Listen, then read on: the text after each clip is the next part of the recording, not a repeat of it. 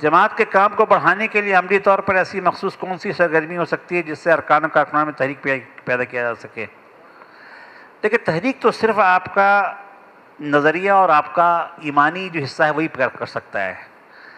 دنیا میں تحریک پیدا ہوتی ہے لالچ سے. ہماری لالچ کیا ہے کہ جماعت اسلامی جیتنے والی ہے، سب کو پیسے ملیں گے، پلاٹ ملیں گے. ظاہر ہے اس کا کوئی سوال ہی پیدا نہیں ہوتا.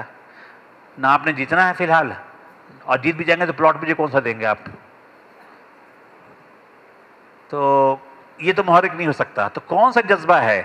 اسی شہر کراچی میں ایم کیو ایم کے مقابلے پر آج سے 20 سال پہلے کی بات بتا رہا ہوں، 93 کے 90 کے الیکشن میں، 88 کے الیکشن میں قومی اسمبلی کا الیکشن الگ ہوتا تھا، صوبائی اسمبلی کا الگ ہوتا تھا.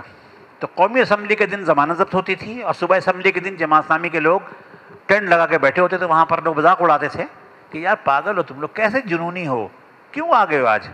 کہتے تھے کہ کوئی ووٹ نہ دے، ہم اور ہمارے گھر والے دیں گے، لیکن ہم موجود رہیں گے فیلڈ میں. اور شام کو ہار کے سکون سے سوتے تھے. وہ کہتے تھے کہ ہم نے بات صحیح کہی ہے، کوشش پوری کی ہے، لیکن ظاہر لوگوں کے دلوں پر ہمارا کوئی اختیار نہیں ہے. لوگوں نے ایم کیو ایم ووٹ دیا، ٹھیک ہے ایم کیو ایم جیت گئی، لیکن اس کے نتیجے ہم کیسے چھوڑ دیں اس کام کو؟ اگر سب لوگ جھوٹ بولنے لگیں تو کیا میں سچ بولنا چھوڑ دوں؟ سارے لوگ خیانت کرنے لگیں تو کیا میں ایمانداری ترک کر دوں؟ سارے لوگ بدکار ہو جائیں تو کیا میں اپنا دامن آلودہ کر لوں؟ نہیں نا. تو سارے لوگ اگر دوسروں کو ووٹ دیتے ہیں تو کیا میں بھی دوسروں کو دینے لگوں؟ سارے لوگ اگر کسی اور کو جیتتے جتواتے ہیں تو کیا میں میدان سے آؤٹ ہو جاؤں؟ موٹی سی بات ہے. یہ آپ کا ایمانی اور نظریاتی جو آپ کا انسان ہے وہی یہ کام کر سکتا ہے. اس انسان کو جگائیے.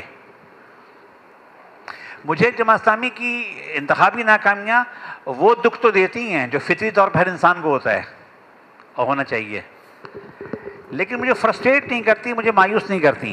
مجھے جو فرسٹریٹ اور مایوس کرتی ہے وہ داخلی لڑائیاں، داخلی پولیٹکس، داخلی چال بازیاں. اس سے میرا دل بہت خراب ہوتا ہے.